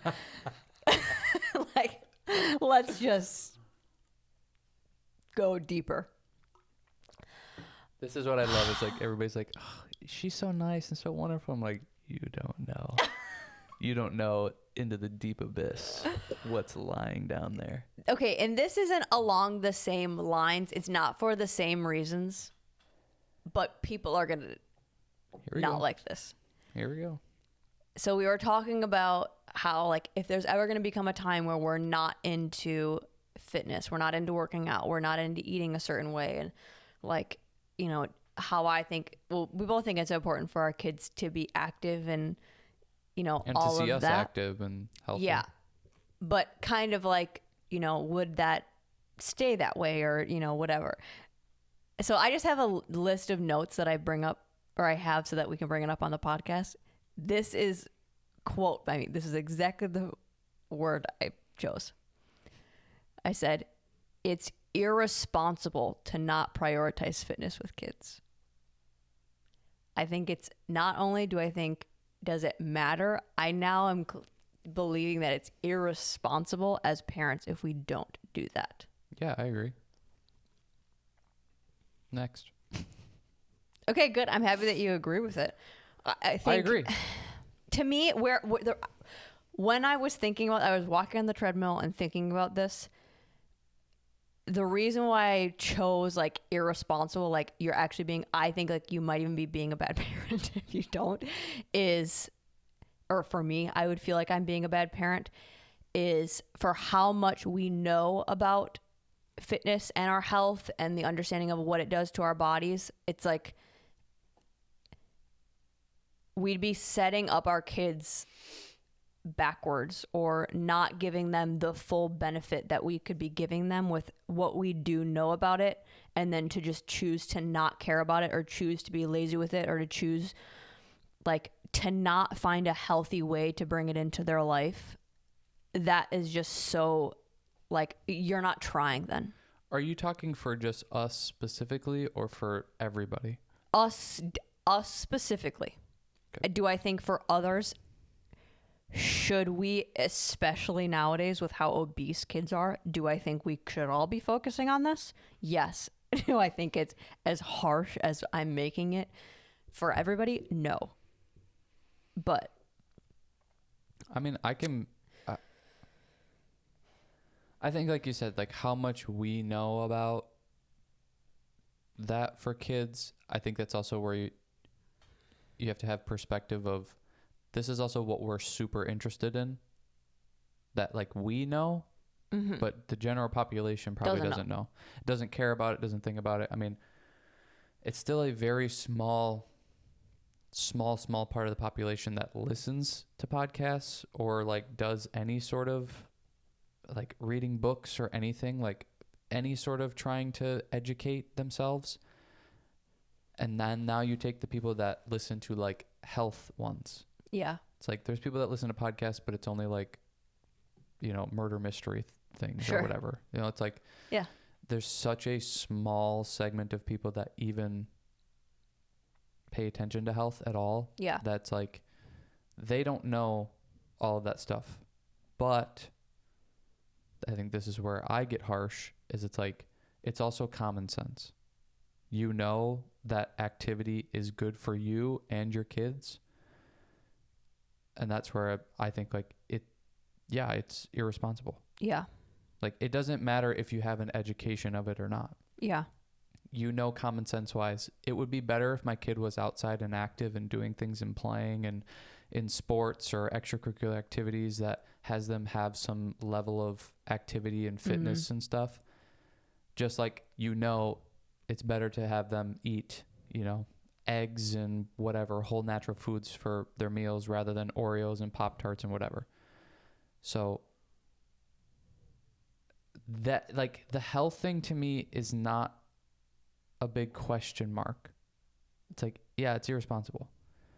Whether you should put your kids into public school or homeschool or anywhere in between that I think can be more up to debate. And there's no like irresponsible type thing in that. No.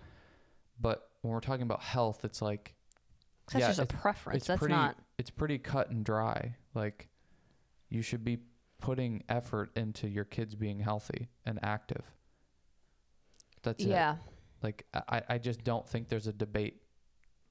I don't think there's a debate there. Like that, well, it's actually better that they're not. Like, no, there's no way to go about it. I can understand it's maybe difficult. It's not convenient. It's expensive. It's, you know, scheduling doesn't work well with it or whatever. I can understand those things, but I can't understand, like, yeah, it's just not, like, doesn't matter. It's like, well, no, it definitely matters. Yeah. Like, it's their life and health. What it affects, I mean, it affects their brain. It affects how they're growing. It affects how, like, the same way that it affects us, like, literally how your organs are functioning and growing and their development is affected by it. Yeah. It's like, it's the same thing with kids.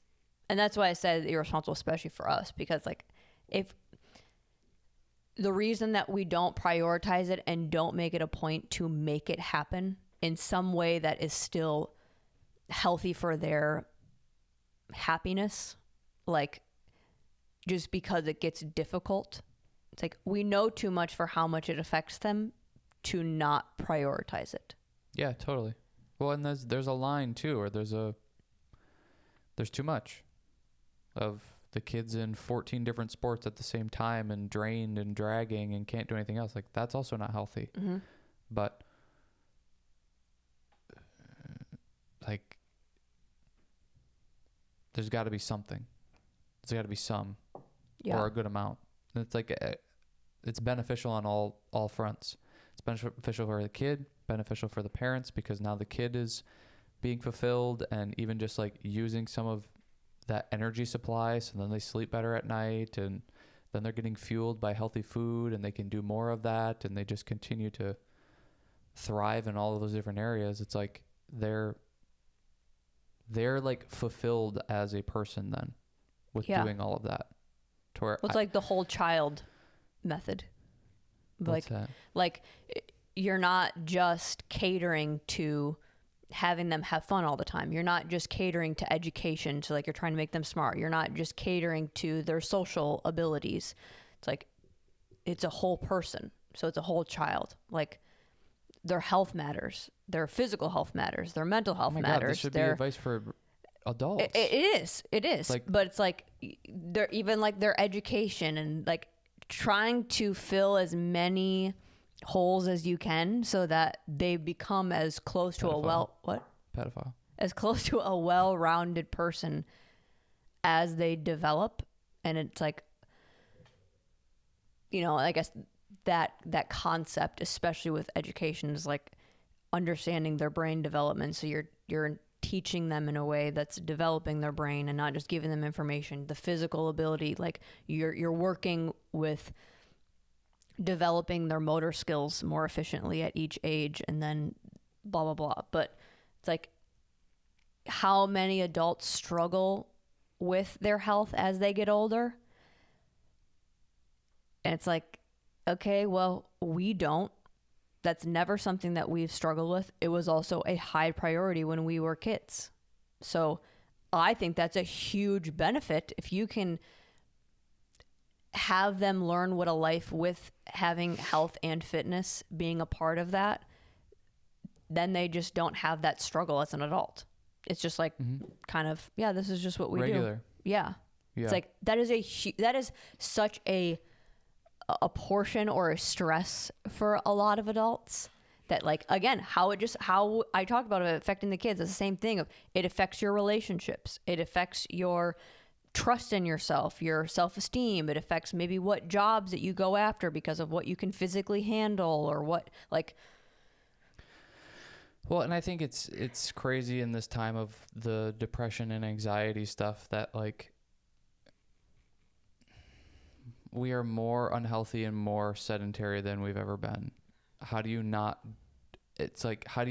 draw some sort of conclusion or like look at this? It's like we're the most unhealthy and the most sedentary we've ever been. Yeah. We eat the worst, we have the worst activity, and we're also the most depressed and most anxious we've ever been. It's like, sure, it's maybe not the end all be all, but that's a pretty easy place to start. It's like, just go be active and start eating better. Mm-hmm. And then you take it to kids and it's like, they're, ADHD, and kids are more depressed now, and kids are more anxious now and scared of things. And it's like, yeah, because you're feeding them crap and then you're making them sit in a chair for 8 hours a day. And then when they get home, the parents don't let them go do anything either. Yeah. It's like, oh, just go, here's an iPad, go like play on the iPad. It's like, and you wonder why your kid has attitude issues. Yeah. Like what? I don't know. To me, it seems so obvious, and that might not be the full answer, but it's like, to me, it seems so obvious. Well, it's like, I think be it's active. I think it's to me, the being active and eating somewhat healthy is like the multivitamin to life. Like it affects so many things. And then for kids where that might be the easiest thing to them natural to them. Yeah, it's like, oh, I want my kids to be readers. Like it might be harder for them to like, can you just sit down and read a book? Versus like go outside and do 50 cartwheels or go outside and like, like. We have a harder time getting the kids to sit down and chill for a second than we do like. Okay, constant. Let's go. Yeah. Yeah. It's so easy to get them to just continue to do stuff all the time. And it's hard to get them to sit and not do anything or sit still. Yeah. And it's like, we'll be doing something and like there's a rest period and I'm like, go down to the wall, do a cartwheels down to the wall and cartwheels back. It's like, just go do something so that we don't have to deal with like attitude issue of you just sitting here. Yeah. And it's weird because when they come back, they're ready to go to do the next thing. If I just have them sit there and do nothing for a minute, 2 minutes, they don't want to do the next thing. Yeah. It's like the immediate body motion doesn't stay to the motion. Yeah, body motion. Like, stays well, I'd rather in motion. just sit here. Then. Body at rest stays at rest. Yep. It's like the perfect like immediate result of that. And that's where I'm just like, it's crazy to me that I don't know that like we hear it so much on people on podcasts and whatever of, I don't know, and talking to other people that they're like, yeah, I've had my, anxiety and depression, or I get anxious about this, or I'm depressed about this, or whatever. And whether you already know or you ask and you're like, well, what's your diet and exercise stuff like? And it's like, that's like a crazy, why would you even bring that up? Like that has nothing to do with why I'm depressed. And it's like, okay, I 100% disagree. Yeah. So I don't know where we go from here now. Like if you don't see it that way and I can't see it the way that you are, it's like, I don't know where to go. My advice to it would be eat healthy foods and be more active. Yeah. And see where your depression goes, see where your anxiety goes. It's like, I don't know. I don't even need to refer to studies or look them up for me to figure that out. It's like, just look at the general data that's out there. Yeah. We're the most sedentary and we eat the worst and we have the most anxiety and depression of like any generation. Yeah. It's like, and in this country. Yeah. And it's like, so. You don't think that correlates? I just like, I don't even know how to like not be such a prick about it. Cause I'm like, well, it's right there in front of you. And that's why I say like, I bring it up with the kids stuff is it's such a struggle for adults. So it's like, why not create that behavior when they're seeking it out? Like they're wanting it. That's like natural for their development to want to do that. So, it's like the kids that we teach. They're like the family that we always talk about that we love. They, like, we're going into Christmas break and whatever. It's like they want Cheney to write them workouts so that they have something to do. And like that is fun for them. It's not coming from we got to stay active or we got to stay fit. It's like they want something to do that's physically engaging and maybe new exercises that they get to do and practice with each other. It's like, and also the family building that they get to do because they all get to do this activity together and whatever. It's like, and that's ages 4 to 8. It's like, you're not forcing them to do that. They're asking about it. They're wanting it. They're seeking it out. If you can keep instilling that in them, like they're going to have no problems as adults. Right. I think the problem is most adults don't have that themselves. So now to try to instill it into their kids is difficult because they're not even the walking image of it kind of thing. And that's they're why not even doing it. Yep. That and just in general, it's like, well, we make it a priority because that's also what we do and we like to do or we think is important. You take somebody who doesn't think it's important, they're probably not going to have their kids be active either then. So it's just like this trickle down effect. Right. What are you trickling down from? Somebody who's active, they're probably going to have their kids be active. Somebody who's not active, they're probably not going to be worried about their kids being active. Mm-hmm. So I don't know. It's hard because you have to try to convince the people who aren't active to be active and then raise their kids that way too. So it's like the people who are already active are already going to be doing that most likely. Sure. It's like you're I don't know. That's why I say it's irresponsible for us because like we have no excuse. Yeah. Well, and I think it's irresponsible for anybody, not even just us. Yeah. Because I don't know. I have a strong belief about it. Mm-hmm. And like I said, I just don't. How are you going to debate to me that like eating like an asshole and not exercising is totally fine? It actually doesn't matter. It's like there's way too many studies to prove that that's not true. Like it definitely does matter. Mm-hmm. That was one thing that Max Lugavere on Chris Williamson's podcast was talking about, just like simply being active reduced Alzheimer's and dementia by like 20%. Yeah. That's like, and we want to talk about how it's not important or like it doesn't matter or whatever. It's like, I don't know. It's just crazy to me. Mm-hmm. It's crazy. Mm-hmm. Well, there was something else, I think on that episode too, where they talked about like if you're resistance training, I think it was like 1 or 2 days a week, it increased your lifespan by like 50% or like it decreased your chance of getting cancer or something. Yeah, I think it was something like if you have, I think it was like 2 minutes of activity a day reduced your risk of cancer by like 20%. Okay, yeah. And that was obviously people who are probably extremely sedentary or just like, even just simply like if you're the person who is working out or is having 2 minutes of activity a day versus the person who's having 0 has a 20% less chance of, having cancer and whatever. So if you think of like now, if you actually put effort into being active. Right. You're reducing your risk of cancer by who knows how much. Just showing the depth of value that it has. Yeah.